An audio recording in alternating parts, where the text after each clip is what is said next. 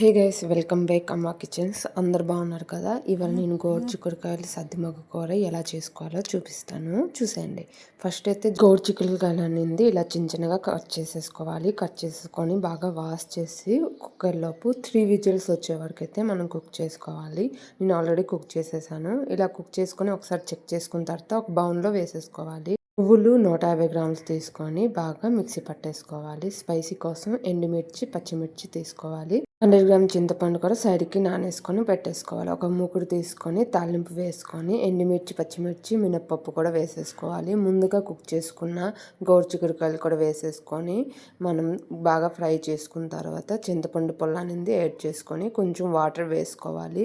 Taste తగ్గట్టు salt, పసుపు, బెల్లం ముక్క యాడ్ చేసుకొని బాగా మిక్స్ చేసుకోవాలి. మనం వాటర్ అనేది గ్రేవీకి తగ్గట్టు యాడ్ చేసుకున్న తర్వాత ముందుగా మిక్సీ చేసుకున్న నువ్వుల ముద్ద అనేది యాడ్ చేసుకొని బాగా కుక్ చేసుకోవాలి. ఇది బాగా గ్రేవీ అనేది దగ్గర పడిన వరకు కుక్ చేసుకున్న తర్వాత లాస్ట్కి కరివేపాకు వేసి కొంచెంసేపు కుక్ చేసుకొని రైస్తో తింటే చాలా టేస్టీగా ఉంటుంది. డెఫినెట్గా ట్రై చేయండి. మీకు ఎలా అనిపించిందో కామెంట్ చేయండి. Please subscribe. Thank you.